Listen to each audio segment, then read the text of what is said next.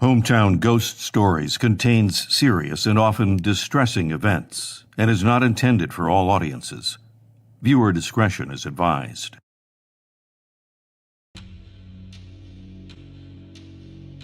My grandma lived by herself on an old milk farm.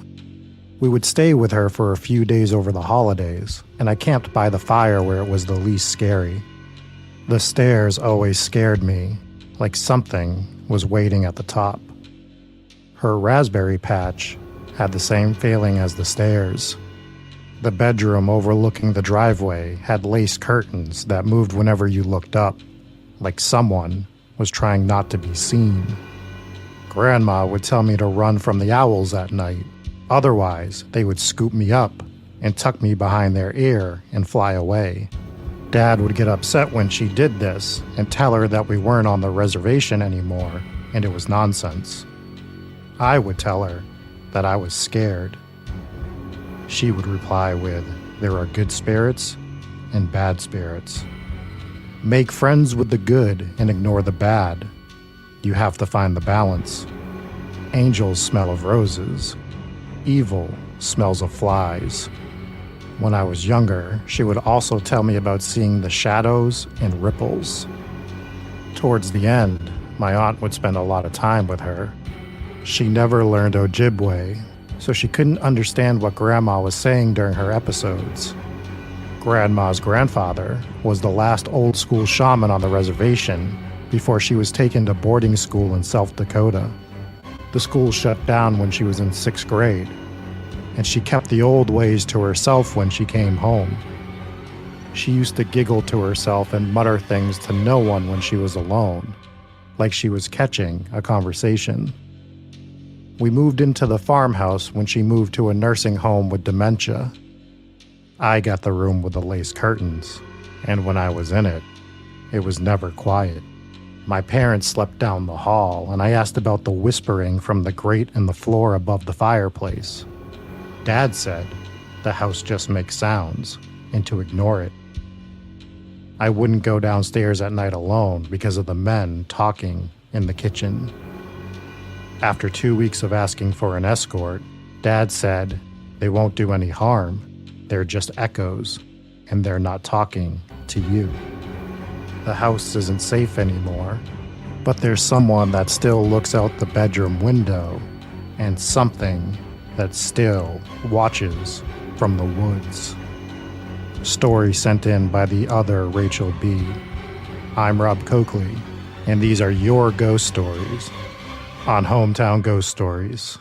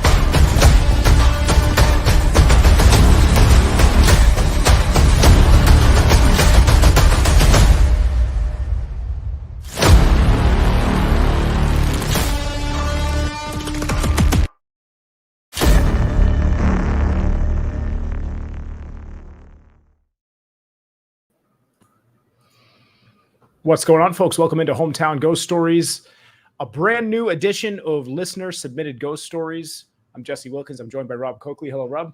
What is up, everybody? One of my favorite shows to do as we get to hear and tell stories from our listeners for the night, and some of them are very, very spooky. Yes, they are. We're also joined by Dave Wilkins. Hello, Dave. Hello. That was an extra spooky one. Gave me the chills. Absolutely. Very good. Sorry, go ahead. There's just a lot going on in that opening story. Like you have the whispers. I think the whispers was the thing that scared me the most, where it's like there's whispers, but they're not talking to you. It's just like, oh man, like super goosebumps when reading that. Yeah, just kind of like you're on the outside looking in, right? Like you're listening Right. to something that's going on inside of the house, but you're not really a part of it. You're just there. So I want to say what's up to everybody. Happy 3rd of July and happy 4th of July, obviously, if you're an audio listener. Thank you guys so much for hanging out with us. I know there's a lot going on, so probably not as many of you could be here live as you could, but I'm sure most of you guys will check it out whenever you can. But there's a lot of fireworks going on. If you hear a lot of noise in the background here, I have a ton going off like right outside of my house. So apologies in advance. We'll try to clean it up as much as we can. But thank you guys, and we appreciate you all. And I would rather spend my 3rd of July with nobody else besides you guys. That was a lot of double negatives. I'm not sure if that was an insult or a compliment, but that was that's where we are. I'm glad you're here hanging out with us, and it's going to be a lot of fun. So today, obviously, different kind of episode. We did this once before. It actually went over really well. I had a ton of fun with it. The last one ran actually a little bit long, which was a super shock to me because I'm like, we're going to burn through these and have nothing to talk about in 10 minutes.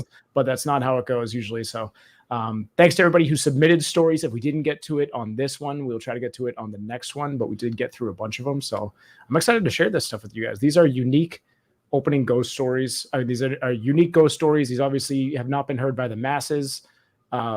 They've likely only been heard by only a handful of people, if anybody. And that'll after tonight. We get them submitted to us via email, via Discord. We have a whole section on Discord. If you're not in the Discord, we're actually doing a giveaway tonight that to be eligible, you had to do something in the Discord. So if you're not in it, hop in it. It's free, doesn't cost anything, and you get to hang out with a bunch of cool people. And Dave. Yes. So that's going to be the game plan. Let's break down that opening story a little bit. So tell us about it, Rob. So that was sent in to us by the other Rachel B. Remember, we have 2 Rachel B's that are Patreon members of this show. And she sent it in, and just reading it, I almost took that story verbatim. Sometimes we clean these up a little bit just to be able to tell them as we're speaking. But I didn't really change too much on that one because it was terrifying, just the way it was worded. Some of it was real ominous and worded just like in a way that just really like freaked me out. So of all the stories we do that I covered, they're all scary, but this one really kind of caught my attention more so, and that's why I thought it would make a terrific opener for the show this week. So you have the farm, you have the grandmother who is seeing things in the house, even though she has Alzheimer's. There's other things going on. She's a Native American that is Ojibwe and had customs that she was not passing down essentially completely. Some of the family members didn't know what she was saying as she was seeing these spirits, who she was talking to. Just the whole thing, just very, very creepy. It was, yeah. There was a lot of layers to that. It was actually pretty well. It was actually really well written. So that's always a plus when we get stuff that's well written. So, but we do what we can with the ones we get. So that's a very cool one, and it has a lot of history to it. And kudos to you for being able to pronounce that. Did you Google the pronunciation, or did you ask? Oh, I Googled it, and then I reached out to Rachel because I did not want to sound like an idiot, and Google was completely wrong on the pronunciation. So thankfully, I did reach out and learn how to actually pronounce it properly.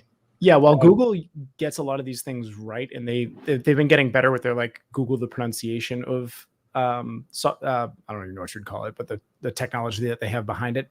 So you can click on it and it will do the pronunciation for you, but I still don't trust it. So I always go to YouTube and try to find somebody from that area actually saying that word and figure that out. I did that with the mountain range in the Shanley Hotel episode, because that mountain range had a real weird spelling. And then also at the Thames River that we almost released footage of us completely butchering that. But shout out to Rachel for that. And from what we learned with the Jack the Ripper episode, the English are not pretentious dickheads at all. They won't come out after us. Like they're super nice people from everything that I read online. Yeah. Well, the Google Translator thing is like a weird little robot voice. So it's like, I don't trust this weird little robot voice. Yes. No, I don't. Yeah. What if we said that for everything? Just Google the translation, and then Dave Wilkins. Can Rob Conkley, because that's Google. That's how Google told us to pronounce it. So that's what we run with. Google never lies. The internet never lies. Maybe we should, instead of using our own voices, we should just have Google read all of our stories. Is that what our listeners want? It does drive me crazy when like you see like a viral YouTube channel or a viral like TikTok page or something like that where they only use the robot voice. I'm like, well, what am I doing? Why did I buy this? What is this microphone for? Anyways, we got a bunch of them to jump into today. Where are we going next, boys? Dealer's choice. I don't care. We just did one of mine. We can do one of you guys on this one. Sounds good. Well, all of mine loaded up as Jesse Wilkins. So I don't know which one we're going to next, but I'll click on one of them and we'll see what happens. Yes. Let's jump into it. I went to look at homes in New Mexico. After 2 days on these tours, we took a day to explore the town. We came back to the hotel room sometime early in the afternoon just to relax. It was a standard hotel room. 2 queen beds, a dresser, and a desk with a mirror behind it, opposite the beds. Many times throughout our stay there, I felt cold spots, like I was all of a sudden in a freezer. I chalked it up to the air conditioning turning on, or that it was just blowing in a weird direction.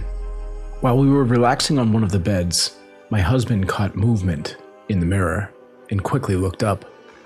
He saw a man walking around my side of the bed from the head to the foot, then turned to walk to the side of the bed where my husband was on before he vanished. The man only existed in the mirror. My husband described him as a shadow of a person, as his shape was defined, but there was no other features visible. We have 2 theories for the man. Either he was from the hotel, or he followed us from one of the 20-ish homes that we looked at, almost as if he was saying, "You looked at where I live. Now I'm going to look at where you live." Thankfully, we haven't seen the man or experienced cold spots since returning home, but my husband and I still get chills anytime we look into a mirror. Listener submitted ghost story from Valeris.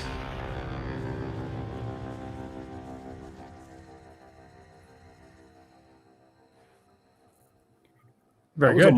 That was almost like the opposite of the way a vampire works, right? You can't see a vampire's reflection in the mirror, and this one only shows up in the mirror. Pretty creepy. Yeah. Well, the other thing that here that I never thought of is going to like look at homes to buy and something following you home from there.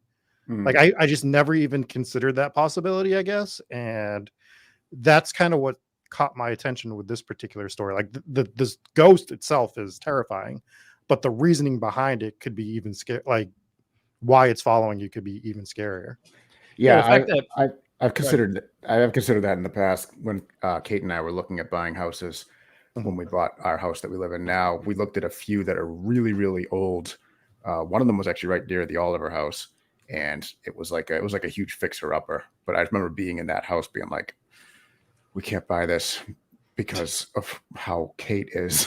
Like we've been here for 5 minutes. She's already ready to sage the place. Yeah, it's interesting, like the root of that, because the possibilities are endless, right?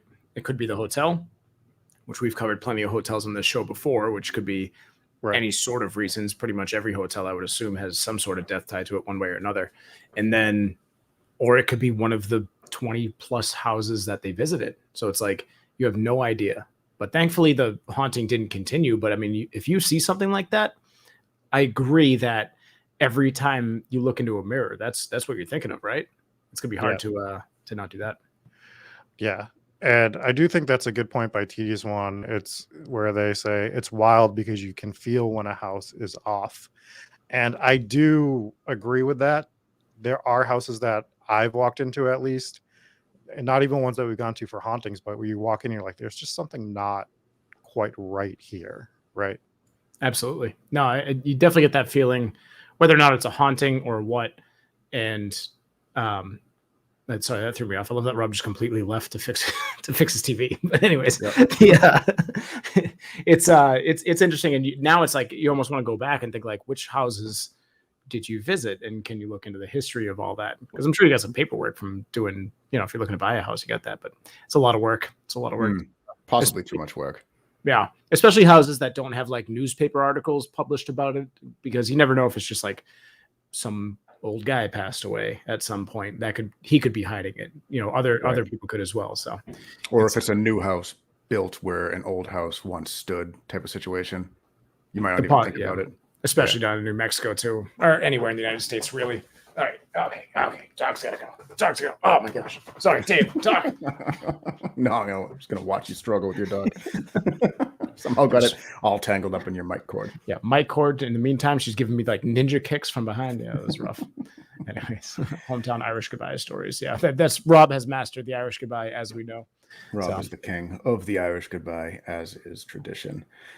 Yeah, but shout out to Valeris for that one. That was a very, very cool story, and it had a lot of layers to it. So that's a tricky one. Yeah, you usually don't get that with the mirror thing, right? Like you hear about hauntings and mirrors all the time. It's become a horror movie trope, really, where they close the mirror, nothing's there, you expect it to be there, then boom, something still scares you.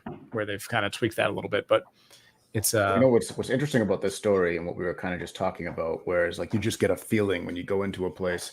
She just said in the comments, here it is right there, the hotel was a quality inn. It was literally just a normal hotel room. So probably not even getting haunted vibes when you first check in, but then you start seeing the haunting or seeing a shadow person in the mirror, that throws the whole thing off. Yeah, it's an interesting detail too, because it sounded like it was kind of exploring the room.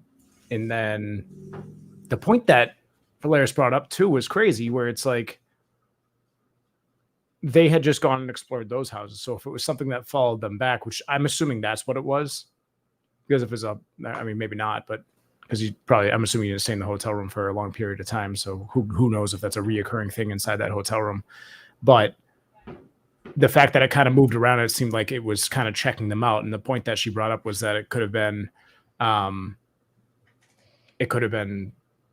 just checking out their sleeping quarters. Like, you saw where I slept, now I'm going to see where you sleep. Or you saw where I live, now I'm going to see where you live. So it's a creepy conclusion to come to, for sure. Yeah, that's another really scary way to put it. Like, you saw mine, now I'm going to see yours. Exactly. Very stalkerish. But as far as we know, that was the end of the hauntings, which is good news. So very good. Shout out to Allison V for joining up. Also, we got 10 gifted memberships earlier in the stream. I can't pull it up. By Swanee. So Swanee, yes. So much, Swanee, for doing that. Yeah, we appreciate it, and welcome in. For $1, you can join as well. You get these cool emotes, and you also get your little membership badge, which if you're on your third month, I believe we're on, your ghost turns blue. So you have a nice little blue ghost next to your name. It's like a verified check mark, basically. Yes. So, all right. Shall we get into the next story, gentlemen? I think we do. All right, let's do it. It was submitted by Discord user Addie Autumn in Texas. I will tell you the story of my ex-boyfriend and his dealings with the demonic possession. It started about 15 years ago when I was attending college at Texas State University. I had met this guy on the dating app Plenty of Fish, and we had been dating about 6 months. One night, he was staying over at my apartment, but we had gotten into a fight, so he was sleeping on the floor while I slept in my bed. Around 3 a.m., I heard a loud laughing noise that woke me, so I turned on the light and saw my boyfriend on the floor, rocking back and forth, laughing uncontrollably. I tried snapping him out of it, but it didn't work, so I ran to my roommate's room, freaked out, but turns out she wasn't home that night.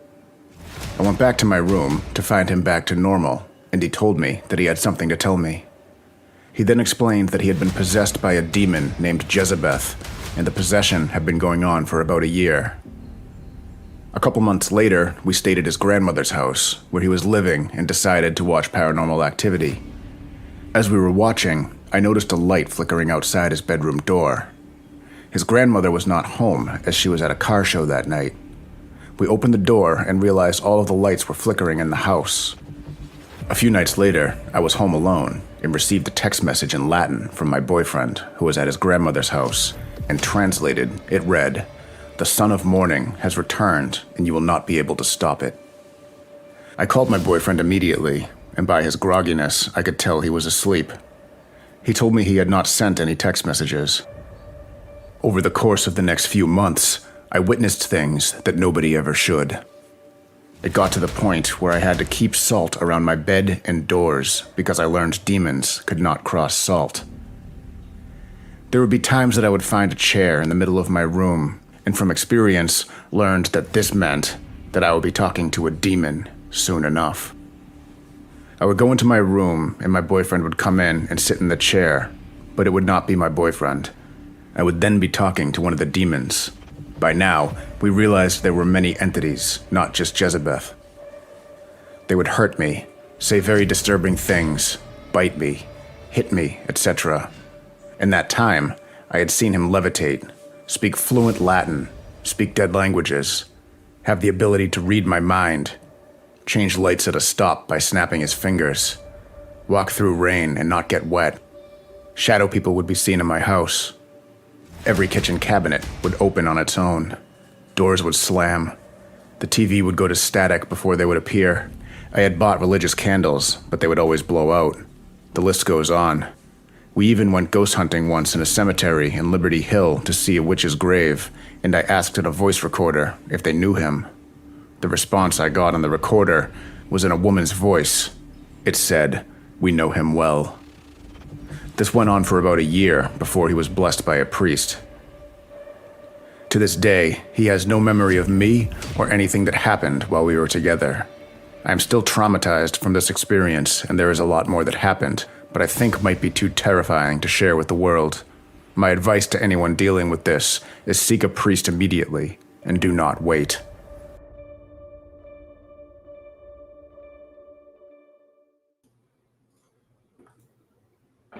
Well, that one might take the cake. We'll see what happens, but that was horrifying. I'm scared. I'm scared of. I am. We'll take a little bit of solace in the fact that all you have to do is just spice your demon up with a little bit of seasoning to get rid of them. It's best to have seasoned demons, I guess. That was an alarming story, and I hope who was that? That was an anonymous one. No, it wasn't anonymous. It was I don't know this person's. I don't know her real name, but it was Addie Autumn in our Discord.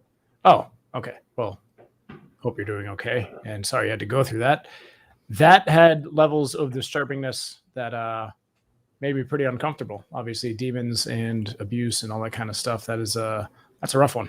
Yeah, that's a rough one. It is. One interesting detail about this one was the text message that came through in Latin that was translated to "The Son of Morning has returned, and you will not be able to stop it."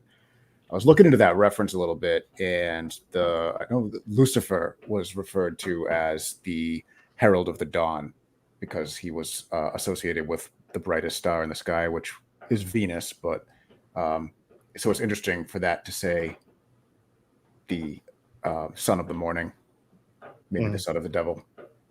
That is interesting. Is somebody chopping carrots in the background of someone's room? Oh, is that your fireworks? Yeah. Is that fireworks? Okay. All right. We were prepared for this. We gave out a warning. I was sitting here. I was like, what is this noise? It sounds like someone just has a dinner plate and they're just picking it up and dropping it.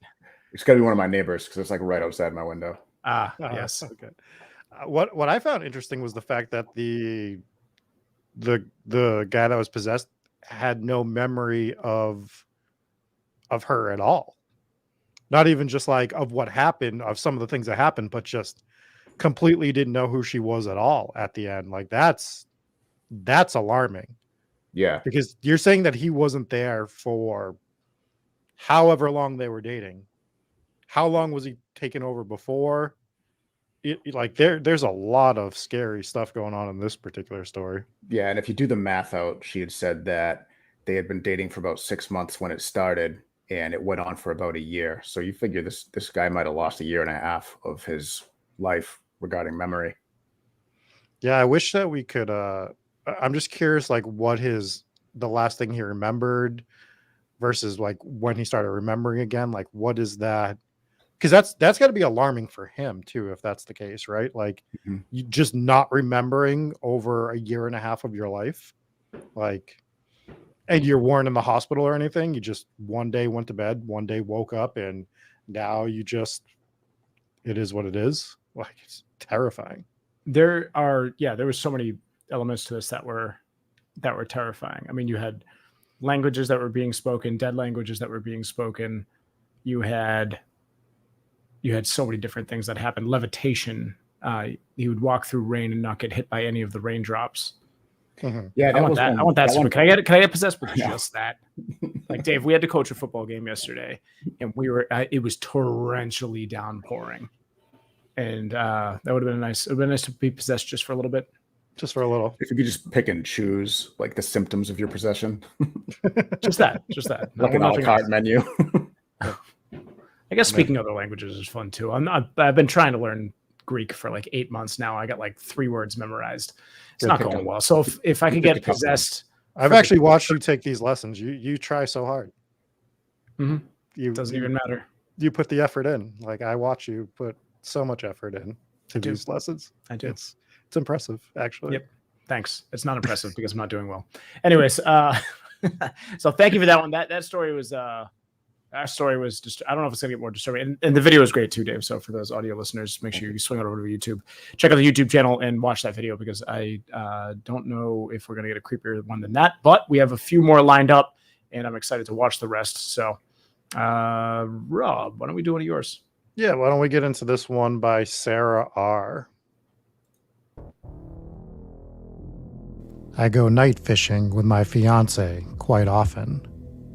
We have a spot that we like to use most of the time on a dock. The dock is at the far end of the lake, surrounded by woods with a dirt trail that leads to it. One side of the wooded area has a hill with a house at the top about a quarter mile up. The other side leads to the water's edge. This particular night, it was overcast with no moon, so it was darker than usual. As we were fishing, I heard movement in the woods, so I turned my flashlight in the direction I thought the noise came from. Nothing was there, so I kept fishing.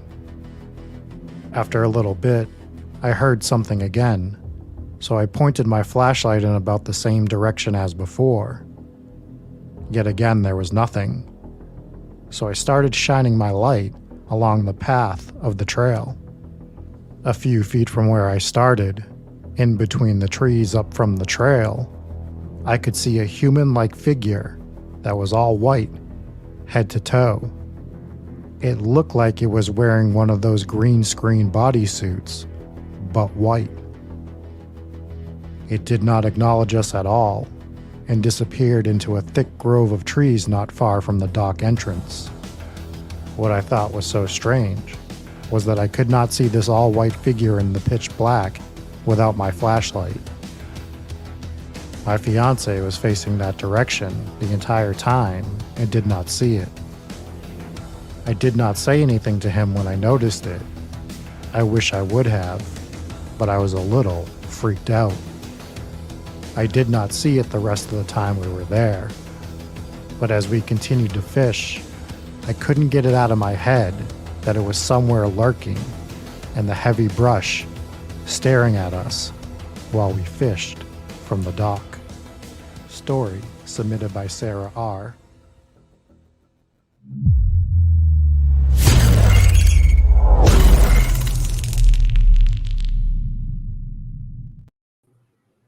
Forgot I had that fancy little animation. I'm like, that'd be a good buffer to get us back on screen. Yeah. Very cool story. Another OG, Sarah R. I like that one. And for The Bob, OG. Someone who hates fishing so much to even talk about fishing in one of your videos. That's just unbelievable stuff. How much I respect Sarah R.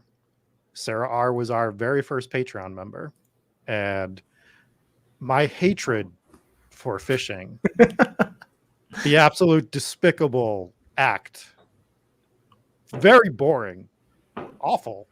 I don't know if I've said it's awful yet, but fishing is awful. I've laid that aside to tell Sarah R's story to the world. So that's how much I respect Sarah R. That's so brave of you, Rob. I am a very brave person. People have seen it.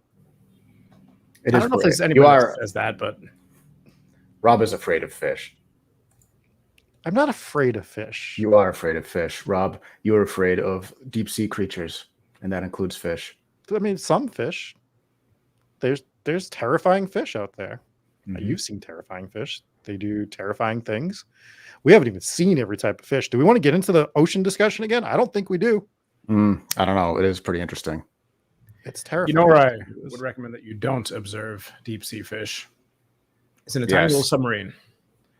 Oh, that's Yep. right. We talked about those guys last time, I think. Didn't work out. So Mhm. good. No, but this one was interesting because she said at first she didn't think it was like a ghost because of just how solid the creature was. So she's not positive it was a ghost. She doesn't really know what it was. But the detail that really stuck out was how it was all white, but it looked like it was wearing like the green screen suits. Like that's how like tight the body was as it moved through the brush, and it didn't acknowledge them.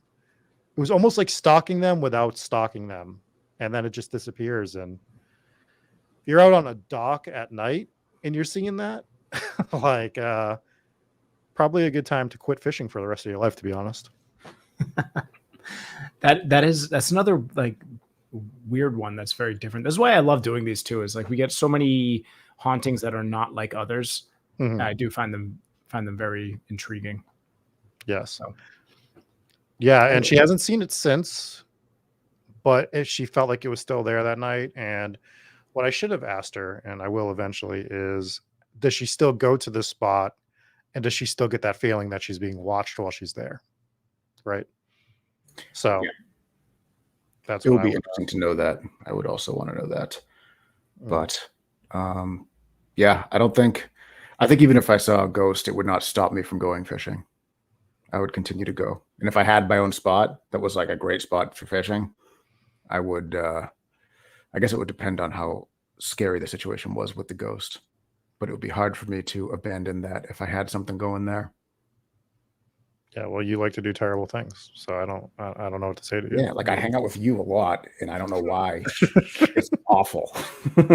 Unfortunate for all parties involved. We don't even hang out anymore because we do the No show need. and we just hate each other so much. Our hatred for each other grows second by second in the group chat. It's mostly just work when we do hang out, because it's like, well, we could do this, or we could just go investigate a haunted location, because we should probably be doing that in all our free time anyways, which is fine because it is still a ton of fun. Yeah, I mean, that's what we're doing. We'd hang out before the podcast, anyways. that is true. That's That also is true. Yeah. I think we hop into another story here. Yeah, let's jump into one of yours, Jesse. All right. I don't know what it is, but we're going to watch it. It's going to be great. Ghost story, Joe R. My son has autism. In his second to last year in high school, he was really starting to struggle with his health. He was having the most horrible nightmares and was seeing a dark figure crouching in the corner watching him. I could feel negative vibes in his room, but couldn't see it or sense if it was a deceased person, which normally I can tell. It escalated to where he would wake up and see the dark shadow leaning over him and screaming at him. I tried smudging, light work, and prayers, but nothing was working. My best friend is a non-practicing Wiccan, and while we were out together, we bumped into her friend, who is a Wiccan high priestess. First, she asked me who was with me, as he put one hand on her shoulder as well as mine when we started chatting. It was my beloved granddad, who is always around me when I need him. And now I think he made sure that we would connect together so she could help. She gave me a few messages from him, which were things that she never could have known. She then asked about the shadow figure in my son's room. I had told no one about anything that had been happening, but she knew. I chatted with her trying to figure out what it was. We figured out it wasn't elemental, and also that the entity had never been a living human being. What she told me was that someone had manifested the shadow figure out of anger towards me. I had left a horribly violent domestic relationship where my ex used our son to control me, so it seemed fit. The shadow figure had been obsessed with my son and seemed to latch onto him. We both changed how we reacted to what was happening. By not being fearful and ignoring whatever it was doing seemed to take away any power that it had. And thankfully, this isn't an issue that we have anymore.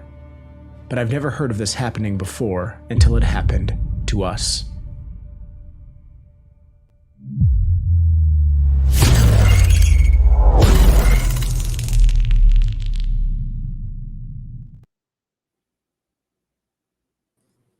Welcome back. So that one was sent in from Joe R. And that one is one that I felt like I wanted a lot more details on. So it's a pretty scary haunting, a very scary haunting. Shadow figure crouching in the room, and then it's just, and then the next episode is it's like standing over her son screaming at him. That's terrifying stuff. It's always more terrifying when you have a kid involved too, because as an adult, not that there's any way to really rationalize haunting.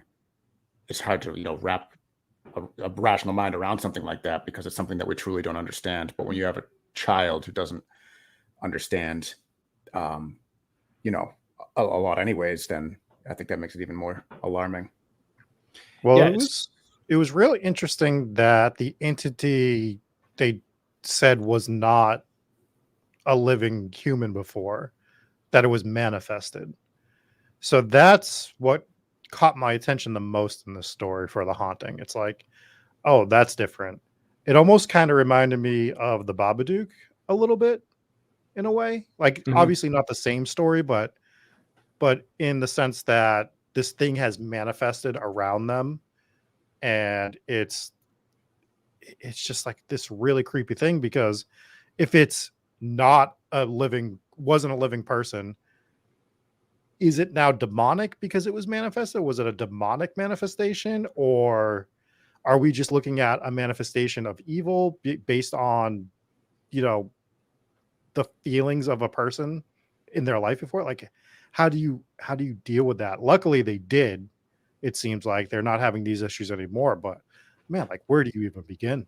Yeah, it seems like Joe knows the right kind of people to deal with that kind of stuff. And I'm not an expert when it comes to like shamans or high priestesses or Wiccans or whatever kind of people were involved in that situation. But if it resolved the situation, then I'm very happy for you, and I'm very happy for your son, because that sounds like a very traumatic experience. And I don't know what I would do there. That's a very, very scary one. I hope it didn't last too long, and it sounds like they got it fixed up. But there was a lot of interesting things in there, which is why I like, if this was a book, I would love to read this book. And because I want like all the little details. Like you even had the ghost of her grandfather involved in that story, where basically when she met with the high priestess, the first thing I believe that he said to her, she said to her, forgive me if I'm getting the story a little mixed up, but was basically like, oh, and who is this that's joining us, basically? And it's just ghost of granddad putting his hand out and putting it on both their shoulders, like, everything's gonna be all right.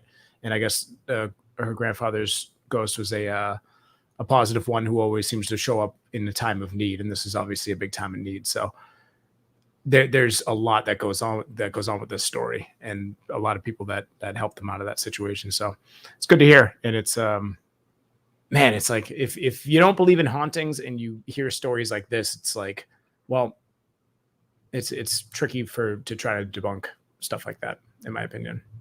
But it's also nice to hear that there was actually a resolution, because we don't like a lot of times we don't hear that there's a resolution. Sometimes the hauntings just stop, but you don't know why. But this one, it seems like there was an actual, ending point to it, which is great. Yep, absolutely. I do want to. Joe's in chat right now. How long ago did this take place? If you don't mind me asking, Joe, you just drop it in chat. We'll read it out when you pop up. But that was that one. Very unsettling one, but a happy ending, if you will. Yes. So that's always a good thing, for sure. Yeah, a resolution at the very least. All right, let's jump into another one. Let's get into this one not by Dave, but Dave put it together, and I brokered it. Nailed the deal. He put it all together. All right, let's jump into it. Of events began in the Deep South in 2008 and was sent in anonymously. When I was 20, I moved into an extremely rundown apartment building. They were absolutely horrendous. There were cockroach infestations, gun violence, no air conditioning or heat, basically all the ingredients for a miserable summer in the Deep South. It was a huge thing for me to get out on my own, however, and this was the place where I ended up. And it was here that I would hear things, smell things, feel things, and eventually see things. I wish I never went there. Almost immediately, I would feel strange things. When I was alone, I would occasionally feel something touching my legs or my arms or my back. I rarely had visitors because I didn't want anyone in my house, and I didn't want anybody to mess it up. I had my TV, multiple alarm clock radios, and stereos turn on and off by themselves in different rooms at different times. There was no rhyme or reason to it. I had made sure to check the outlets, and none of them were faulty. I actually had an electrician come out and check them one time to verify. There's a saying in the South, which I've always abided by. It goes, if you hear your name being called, never answer by yelling back. Always walk to where you hear it and answer the person face to face, because if you answer and no one's there, a spirit can mimic your voice and they will use it against you. I would constantly hear my name being called from other rooms of the house, knowing that I have been alone for hours or days by that point. The voices ranged from whispers to full-blown yelling. It was terrifying knowing that you were alone in an apartment, hearing your name being called while you were taking a shower. I felt like I was going insane. At least 2 to 3 nights a week, I would have my name yelled into my ear, waking me from a dead sleep. Then I started waking up with scratches and bruises that had no explanation. I was a solitary Wiccan then, so I reached out to the local library for some sort of binding ritual to keep me safe from whatever was haunting me. I had no internet access at the time. I performed the ritual and bound the entities into a hot water closet. For a few months it worked. Whatever it was couldn't get out. It slammed against the door, rattled the doorknob, but couldn't escape. That is, until I had somebody come over and accidentally break the seal to look inside. It was at this point my life took a drastic turn for the worse. A few nights later, around midnight, I heard something rattling my front doorknob, like somebody was trying to get in. But I knew it was locked and deadbolted. I came into the room and yelled at whomever was on the other side of the door, "Hey, you got the wrong door. If you don't stop, I'll call the police." It sounded like somebody was trying to get their key in the deadbolt while rattling the door. Click. The deadbolt unbolted. Click. The doorknob unlocked. I started backing up, realizing somebody was about to enter my apartment. I had my phone in my hand, wrapped up in a blanket, watching as the door crept open. What I saw wasn't human. It filled the doorway. Tall, broad shoulders, yellow eyes, ears on top of its head. I later surmised it was either a demon or a werewolf. I ran out the back door and called the police. They found me over a mile down the road, hiding behind a trash can. The police told me that there was no B&E and the door was deadbolted shut. They had to make their entrance through the back door. Nothing was taken, but something was left behind. There were 3 long gouges, scratched into the front door.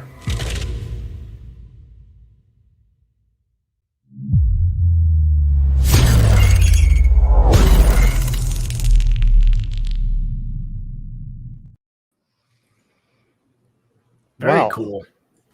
Very cool. Well, terrifying. I guess.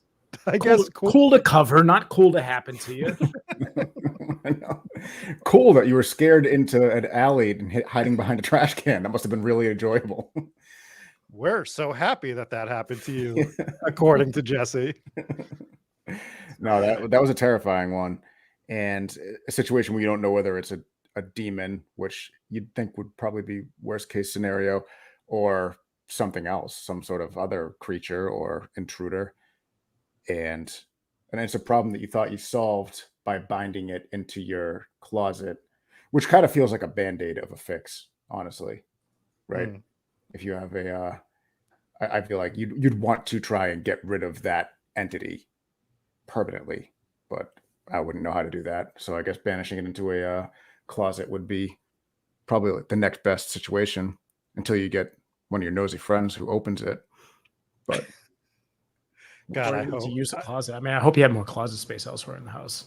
I hope I find out that one of you have a spirit bind into your closet and I can go open it up. And Kate, I'm coming over to let all the ghosts out. we do have a poltergeist binded into a Dybbuk box. That's true. Of I'm going to sorts. come open it at your house. Your wife is going to go berserk. Yeah, she wouldn't like that. She She'd be loves very that. upset. She's She very loves into when it. we do that. Yeah. Yeah, no, this is terrifying. And the one thing that kind of stood out to me is like, you ever hear like one little line and it's like, you just know that feeling in the beginning of the story when you said, well, obviously when the anonymous source said, I wish I never moved here. Like my stomach dropped a little bit during that line because I know that feeling, like maybe not moving somewhere, but like going somewhere. It's like, man, I wish I just didn't do this for whatever reason. So you can kind of feel that sense when you hear like little phrases like that, and then everything Yeah. else that just happens is crazy. Yeah, and it's one thing to go to a place temporary and say, I wish I didn't go here. It's another thing to actually move to a place and say, I wish I didn't live here, because you're bound to this place, essentially, whether you have a lease or if you have a mortgage that ties you to it. And then it's an entirely different level if you're looking at this retrospectively and it already happened and ended, and still say, I wish that never happened to me, because that means that you're still carrying baggage from this, that this has still scarred you in one way or another. So a lot of different layers to this one that was very scary and unsettling. And we've talked about this before, because this is like one of those stories where you could say to the person, well, why didn't you leave? Why didn't you leave? Right. And I know for the three of us, we've all been there. We all kind of moved out on our own when we were relatively young. And it's like, you can't just leave especially when you're that young. It's your first place. You don't usually, I mean, there are people that do, but based on the story, we know like you can't just pick up and be like, well, I guess I'll just go to this apartment now, or like I'll just go here. Yeah, The it's so much easier said than done in so many cases.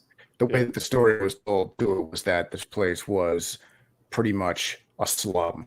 And if you are living in a situation like that, if you just had the option to move, I think you would do that, despite whether it was haunted or not. So, Right. Like if you lived in a place with like terrible internet, Yeah. it's not Like so the easy worst. just to get out and move. Yeah, it's just not easy. Especially after you just cut your house in half.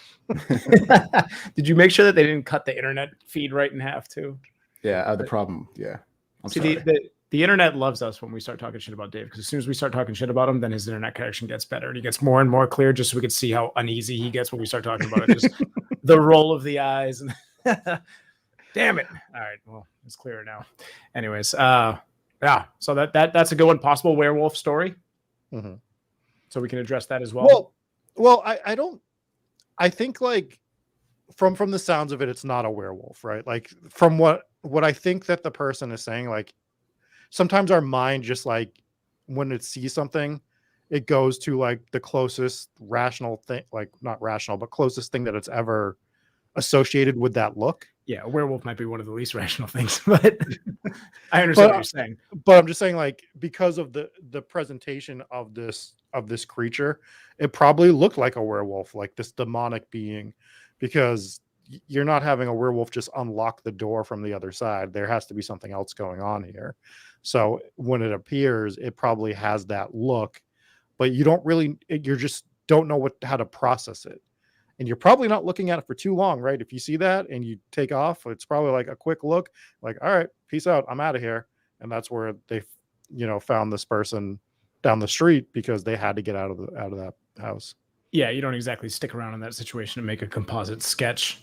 That's Right. for sure. A lot of people were asking where this story took place. Dave, do you have a location? It was one of the Carolinas. Okay, gotcha. Your connection looks great now, by the way. Okay. So that's wonderful. That's wonderful. Papa Squatch just confirming that Bigfoot does not break into your house. He is the expert, and we believe him. So Bigfoot just wants to be left alone. That's right. Mm-hmm. That was the first thing I thought of when you posted that adorable picture of that thing in the doorway. Yeah.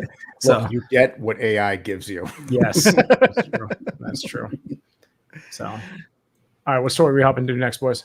All right, we'll get into my last one that I did here, and this is from the original Rachel B. So we opened with the other Rachel B, and we have Rachel B here. So let's get into this.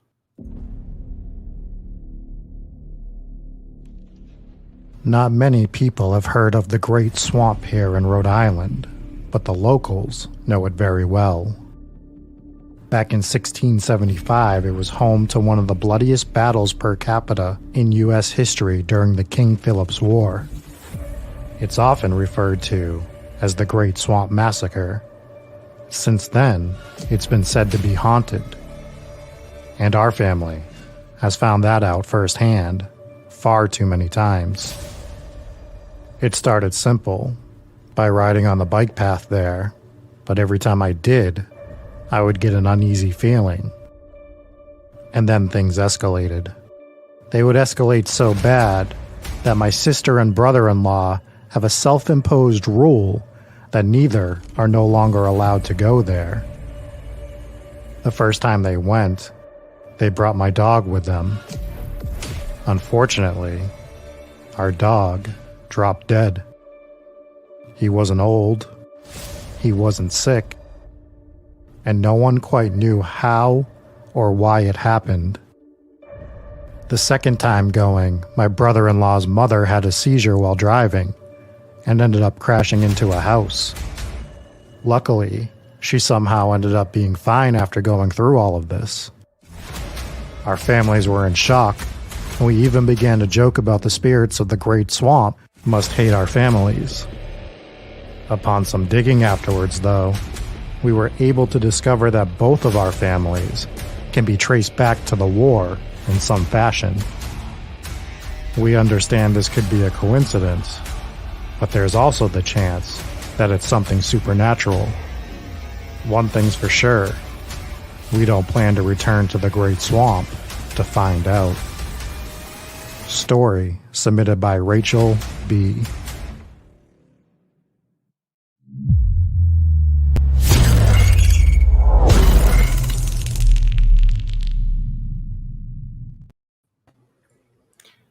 Shout out to Rachel B for that one. Another OG just down Yeah. the street in Rhode Island. I almost went there today. Because it's illegal to purchase fireworks in Massachusetts. And I was like, I kind of want some fireworks for tomorrow. But then I found out that there was a ton of people. They had state troopers stationed along the border, and they were just pulling over everybody that had Massachusetts place that was going back over. And I was like, literally what they do in every state. Like every time you try to go yeah. to, you ever try to go to New Hampshire, they do the same thing. They have you. It is the way of the world. Yeah. What if you throw it in the trunk? Are they legally allowed to search the trunk? If they see you loaded in, they can probably do. But yeah, if you get pulled over, they say, "Can we search the trunk?" You say no. And, Okay. And that's the end of that. Yeah, I just didn't want to risk it. So I think probably better to go before July 3rd. Don't be a procrastinator like me. Yeah. Anyways, so that one was a pretty creepy one from one of the OGs, Rachel B. Yeah, I actually might want to dive into this a bit more in the future because we have a whole location here. We have the Great Swamp in Rhode Island in South Kingston. So we obviously get this very personal story from Rachel. Mhm. But if she's experiencing hauntings, I was looking through and I did see that there was other hauntings experienced at the Great Swamp. And if you were actually watching the video, sorry to the audio listeners, but at the end, that monument was actually a monument in like honor of the battle of the Great Swamp Massacre. So that is at the Great Swamp, and you can go there and take a look at that. But it's a crazy story. Like having your dog just drop dead would be devastating with no Obviously, explanation. Yeah. Like it would be the worst. It would drive me crazy to like have that happen. It would tear me up. And then every time they go there, something else happens to their family, so they don't go anymore. Like to have to put a self-imposed exile on something because every time you go there, something happens and you're not sure why. That's pretty terrifying. It's alarming, and that's one where it's like it's Rhode Island, so it's close enough to us where if we were doing an episode on it, we would just go there. Now it's like, do I want to? Not bringing the dog. I'll tell you, I'm not bringing the dog on that one just in case, So yeah, that's sad. Sorry to hear. Yeah, and Rachel's in the chat right now. She actually says there's a lot of people who say they feel like they're being watched when they're walking around that swamp. So yeah, we might want to dive deeper into that one in the future. Yeah, I think for sure. I mean, we could definitely look into it. I mean, if there was a great massacre that happened, then that's the history you can tie to it and see what we can do about maybe doing some sort of investigation there. What a weird phrasing. And I'm not saying you, but like people say it. There was a great massacre. It's a weird That happened. adjective. Yeah. Strange It's the choice same of thing. adjectives. Yeah, same thing when something like really bad happens and people are like, wow, that is amazing or like remarkable. I'm like, those Yeah. kind of feel like positive words. But then again, like World War I was called the Great War until World War II happened and they changed it to World War I. So it is, I mean, it's not like, wow, that was such a great war, dude. We had so much fun. It was such a It's good just- time. It's an example of how words have evolved to not really mean what they used to mean before. Great is an example of one of them. So is remarkable. Remarkable originally just meant worthy of a remark. That could be good or bad. So it's Right. just, people use them in a positive way for so long that they Right. change meanings basically. Yeah. I mean, you listen to any or read any Shakespeare and stuff, and some of the words that are used, you're like, why? What? We've evolved this word so far away from what it used to mean 400 years ago. It's crazy. Yep. Yeah, like, True. obviously Shakespeare was pretty good. But for me, it's like 80% of the sentence. I'm like, oh God, I don't know what this sentence means. Never mind just one word. I'm like, It's like, there's no way he meant that. yeah. I thought- said do was is has been for yesterday wast. I'm like, wast is a word? Yeah. Can't do it.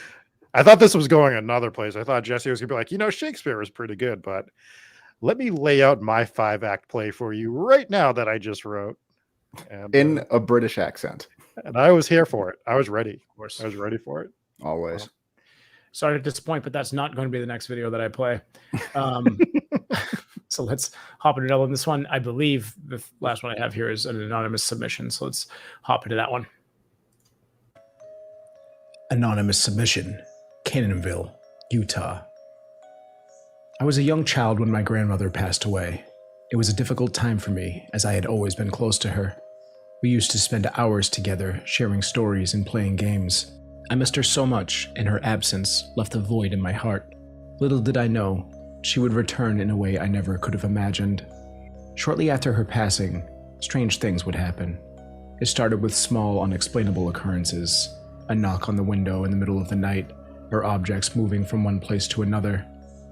At first, I dismissed them as my own imagination playing tricks on me, but as time went on, these incidents became more frequent and undeniable. I have never dreamt of my grandmother before her passing, but one night I did. In this dream, my grandmother was standing at the foot of my bed. "Grandma?" I whispered, with my voice trembling. "Yes, sweet child, it's me," she said. I was relieved to see her, and in this dream, we talked for what felt like hours. She told me stories just like she used to, and gave me advice that only a grandmother could really provide. I cherished these moments, and woke from this dream, relieved but also sad. Over the following weeks, she continued to visit me in my dreams. As these visits continued, I noticed something was a little bit off. It started with a strange distortion in her voice. I couldn't shake the feeling that something wasn't right, but still I desperately clung to hope that this was truly my grandmother and that my fears were unfounded. One night we sat together in my room, and she looked at me and smiled, but her smile grew larger and larger and turned into what looked like a menacing grin, and her eyes were glowing with some sort of strange light. I was terrified, and it really became clear this wasn't my grandmother, but something more sinister pretending to be her. In what I thought was my dream, I started screaming for my parents, and sure enough, they came bursting into my room, and the ghost of what I thought was my grandmother vanished. My parents ran over to me and embraced me, and I kept waiting to wake up. But it became clear that this wasn't a dream, and whatever I saw in my room was real, and it was not the ghost of my grandmother.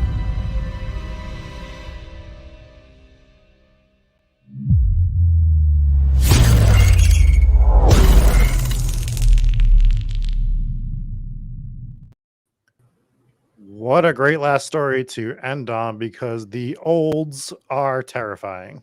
That's what we call them here, the olds. And The visuals in that were really, really haunting. Yeah, I would. If you're listening to this on the podcast, I would go back, watch this on YouTube. But if you only want to watch one of the videos, the visuals on this one particularly really stand out, in my opinion. yeah, that one was very creepy. So a lot of those old lady images I generated on AI, which made it even more creepy. And I immediately just cleared my AI generated history. I'm like, goodbye. Don't want to look at you anymore. Don't want to look at you anymore. This was Yeah, very, very creepy. What a terrifying story. And it kind of progressed, and like things just started going off. And at first you're like, this is a great story. Grandma's coming by and visiting. And a lot of us get visited by relatives. We've heard it a lot of times. We're like, oh yeah, my grandmother would come to me in my dreams shortly after they died. It's a very common haunting too, is that a grandmother or anyone, any kind of loved one, they will come back, especially if they have like one more message to give you, right? They have some sort of unfinished business and they want to tell you something that they would have wanted to tell you before they died. And then a lot of times those hauntings stop and you just no longer get visited by them in your dreams. And this one took a turn that I wasn't expecting, which was, hey buddy, that's not your grandma. This is something that is pretending to be your grandmother. And also you're probably not dreaming in any of these scenarios. And that became apparent in the last one. And there were some details that I left out, but one of them was that they think that this was the end of the haunting. They had never seen it again. They think that because their parents broke into the room, and this was the first time their parents had been there when it was going on, that their love, like their actual show of affection, may have driven it away. And when they, it's something along those lines, that was why that this person thinks that the haunting had stopped at that point, or that it was exposed at that point. Like, oh, you figured me out. I'm not actually grandma. So those kind of ones kind of creep me out, and they make me think that maybe that was something demonic trying to earn your trust by presenting itself as someone that you trust. And we've seen that before as well. Almost like you hear that's the concept of, if you get a demon to speak its name, it weakens. So like once you expose it, basically you're taking away some of its power. Exactly. That's what happened there. Yeah, exactly. In demonic possessions, it's a little bit different, but in demonic possessions, like once the exorcist figures out what demon they're dealing with, that's usually like when it starts to go downhill for the demon, where basically they're able to weaken it at that point. Because a lot of times they'll keep asking, present yourself. What is your name? Who are you? Tell me your name. Tell me your name. And a lot of times it just keeps mimicking or keeps taunting during possessions anyways. And it will not give up its name. But it seems like once it does, that's kind of the end. Was there a point in the story where it gave up its name? No, but which is why it's not a direct correlation to this, but it is, that's just something there. But I think it has to do with the fact that when it was basically exposed that it was not actually the grandmother, that's why it was kind of when it apparently became either uninterested or just decided to stop haunting. Hopefully this story was actually relatively, well, not that recent, but obviously it was a child who is not a child anymore. So within the last 20 years, I would say, judging by the age of the anonymous submitter. Right. If it was a demon, though, they have no concept for time, so it could just come back in 20 years. Yep. Hopefully not, or hopefully not as one of the olds, because that makes it even more creepy, right? Yeah, we don't need to do any more of the olds around. Like, I see enough of them ruining the grocery stores with their slow carts. Or just ruining the grocery store with their actual vehicle. Just drive it right through. Very damaging. Oh my God. We love you. We love you, olds, but we need to come to an arrangement where you're not at these stores when I'm at these stores. Thanks. That's so much to ask for. That's so much to ask for. Rodas here says demons freely give their names if you ask, which you hear that in a lot of stories about demonic possessions. But I think that when you were saying that when a demon will, once it gives it its name, that's what it's like, relinquishing power. I think that was a theory of Theophilus Reisinger, who was an exorcist, who did the Anna Eklund Exorcist, and that was his belief. Which he's an exorcist. I've heard that in a few exorcism cases about that. I'm not sure if it was the same source that you have there, but either way, that seems to be kind of common belief among exorcists. So I don't know. Maybe, but it very well could be widely debated in the religious community whether or not that's the sign that things are going in the right way for the exorcists. Yeah. Brennan says that the Youngs are not much better if it's a demon. So yeah, so I almost forgot. That's a good point. Not big fans of the child demons. That's true. I'm just always like slightly alarmed because I want everyone to be safe, but also like blown away by some of the stories that we get from our listeners. And obviously, we can't cover all of them in every single listener episode. We still have a ton in the Discord, and you can go read them yourself in the Discord. And we also get them in the email and stuff like that. But it's always so crazy to read all of these stories and hear them. Yeah, and thank you guys so much for sending them in. And like I said, like that one, I think we had one other anonymous one. If you just want to send it over and say, please don't use my name, just do it anonymously, and you actually still want to have it shared, we'll absolutely do that, and we appreciate that for sure. So hometownghoststories@gmail.com. You can send us an email and we will read it, and we will try to at least respond. But even if we don't respond right away, we did read it. I promise you that. We absolutely sometimes are not always the best at responding immediately. So, but I'm very good at leaving a fire emoji on it, so it just tells you that I did read it and I thought it was fire. Great, thanks, Jesse. No problem. So tell us about this giveaway that we're doing. Oh, yes. Not paying attention whatsoever, but I did build the wheel for it, so we are going to give away. Beautiful. What are you doing? So you were giving away a shirt. So the one catch is you have to pick from the sizes that we have in stock. Not every size is in stock, but we did this thing. What you can do is if we don't have your size in stock and you win, we are placing another order, and you can let us know if you want one of the new t-shirts, and we'll just order whatever size you want. So also that new logo that we kind of played incessantly at the end of that transition screen, because I figured out that was much smoother to get our cameras back on screen fast, was that is a new logo that's going to be available on hats. Where shocker, it took us this long, but we're going to do black snapbacks, which apparently shocking. We might even try wearing them on the show. Who knows? I don't know.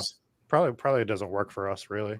But that logo looks pretty damn cool on a hat. So we're going to do that. And also another one with just the ghost. And then we're also going to switch up the design on the shirts and everything. So we're not switching the full logo. Our logo is still our logo, but just for some merch reasons, we're just simplifying it for some of the merch.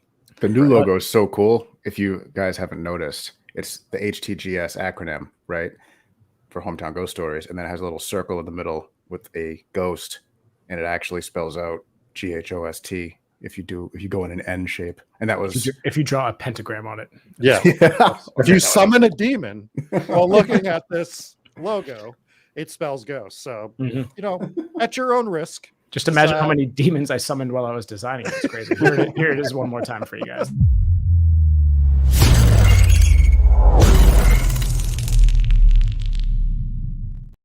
And you all have a demon.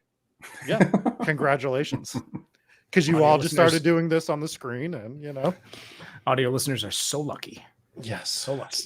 So this giveaway, you had to leave a 5-star review and a written one either on Apple iTunes, on Spotify, which we figured out how to read now, or you could have left one on YouTube as well. So if you did that and you posted in the giveaway section on Discord, you were eligible for this. So we have a wheel and we're going to spin it, and the winner of the wheel gets to pick their t-shirt. So let's take a look, Jesse, and spin the wheel. Pulling it up. It's coming. And spin. There it is. There's Dave's dumb face. All right. So we have everybody on the wheel. We confirmed this wheel, and we are going to spin it, and the winner will get a t-shirt. And here it goes. It's going around. Dave's spinning around. He's getting tired. That's why his internet's always messed up. And it is Anna Lou wins the t-shirt. So Anna, woo-hoo. Why don't you shoot one of us a message? Let us know what you want to do for a shirt, and we'll get you one over there. Almost got that, Ricardo. Ricardo, you were so close on that. I thought it was going to sneak on over to you. Not enough momentum in that. It's been a long week, so the wheels been it's a little tough. Yeah. But that's going to probably do it for us. Do you guys have anything you want to bring up? Do we know where we're going next week? No. Am I up? Yep. Yeah. I'm up. Yeah. I got it locked in, all written, ready to go. I'm prepared. Classic, Jesse. If I am not here next week, I apologize, but good things are happening if I'm not here. So. Oh, yeah, that's true. I couldn't set it better myself. Yes. Rob is going to Las Vegas only to go to the Zach Baggins Haunted Museum. That's his plan. Yeah. And I'm going to see if I can lock myself in it for 180 days and make sure that Zach doesn't kick me out. And that's the only reason. Just ask. He'll let you do it, Yeah, I'm sure. But yeah, so Jesse's up with an episode next week. He knows where we're going. He just does not want you guys to know. He wants it to be a surprise. You ever heard of Chernobyl? Part 2, but only about the nuclear reactor, which was also part 1, but part 2, even more about it. We're going to deep dive. No, I don't know where we're going, but side content is going to be a new special side content episode, which I'm excited to get into. Yes. And that's going to be fun. Yeah, we're calling it Ghost in Print for now. Name pending. We may change that in the future. Who knows? It's a working title. Maybe we should ask the chat. Yeah, if you come up with a name for it for us. Basically, what we're going to be doing is I come across a lot of ghost stories from newspapers from back in the day, late 1800s, early 1900s, and we are going to share 4 to 5 of these during these side content episodes. And it's going to be a little bit more raw. We're going to have a discussion as we read them out, and I think it's going to be a lot of fun. Sounds like fun. So if you got a better name for it, you let us know what you think it should be called. Yes. So that's that. Let's thank our patrons real quick for our VIPs, aka the Church of Bucky McHat Elders, Old Town Ghost Stories. Ooh, I do kind of like that. That's at the top of my list for now. Anyways, Allison V. We have Jeannie R, Lisa J, Mallory K, Mike Blake, Mama Fox W, Peach Smoothie, Robert H, Demon King, and Inspires Gaming. Thank you guys for being VIPs. For our Warren's Wards, we have 32 DRC, Ambi Rose, Anna C, Chris C, Donnie N, Elizabeth Young, Eric John Sutton, Lily. We have Jake V, Janice G, Mar Fire, Matthew T, Papa Squatch, Rachel B, Sandy C. I'm sorry, that's Randy C. Wow. So that's not his name. Anyways, Randy C. We have Sarah Cook, Stephanie A, Sydney B, the other Rachel B, Al Capone. I will say this, Randy, if you have anyone in your family named Sandy, they just got a free shout out and they owe me $10. And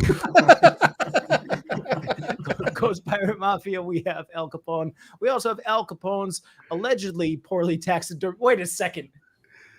He updated his name to make it even longer. We talked about setting a character limit, and because we didn't take it seriously, we took advantage. Anyway, we have Al Capone's allegedly poorly taxidermied corn dinosaur. We have Alicia Espinosa. We have Anthony T, Brandon W, Brandon B, Captain McSlugs, Kath Q, Cody G, Hooska, Castle, Huggy Bear, Joe Roberts, Kira Lee J, Mark M, Mariah M, Nuthouse Queen, Paul from St. Louis, Sam from Nepal, Sarah R, Scotty L, Solar Flare. We have Soph, Hooper, and Swanee. And a few of those patrons actually bumped up their tiers this week. So thank you so much and enjoy all the perks that you get. And I believe probably next week we're going to do another Patreon pre-show hangout. And we're going to be dropping some more exclusive content, early access, all the kind of perks that you get on Patreon. Haunted headlines. That might be the one. That might be the one right there. That's so straightforward. And why, like I read something like that, and I'm like, why are we so stupid? Because that is so straightforward and so good. We weren't arguing. We were just sitting there in the group chat for like 5 hours today. Like, what can we call it? So it will not be called that for the first episode because I've already made the video and I am not changing it. So, or maybe I will. Maybe I have 2 seconds to fix it. But as for I don't think we have anything else that we wanted to talk about. Okay. No. I don't think anyone voiced any concerns. No. Had any special requests. Yeah. So I think that's about it. I think that's all you guys got. I don't know. Sounds good. All right. All right. Well, I guess that'll do it then. So thank you guys for tuning in. To get on the next one, just hop in and drop your ghost story in Discord. There's a tab for it. It is just the Your Ghost Stories tab, the little text channel for that. And then you can also email them to us if you're not on Discord, but you should be on Discord because it's a lot of fun. So I don't know if that was a firework or a car accident, but either way, it's very patriotic. So Catherine screaming. hometownghostsstories@gmail.com. Everyone thinks that this is my wife. This is not my wife. This is Captain McSlug's wife, who happens to have almost the same name. Very similar. Yes, absolutely. The hats, well, yeah, Brodad is actually right. You were wondering about the hats. It will actually only be pirate hats. Sure. That's true. Snapback pirate hats. Snapback pirate hats. Which is historically accurate. That's what they used. So. Anyways, we've off the rails. Yeah. We're not going to answer your question. All right, so we'll talk to you guys. Have a good one. Happy 4th of July. And have a good weekend. Be safe out there. Don't blow your fingers off. You need them to put on your pirate hats. Or send us the ghost stories about your ghost fingers. Or if you do, you have to get hooks. But for each one for each finger. You blow off the whole hand, deals off. All right, we're leaving. Bye. Okay, bye.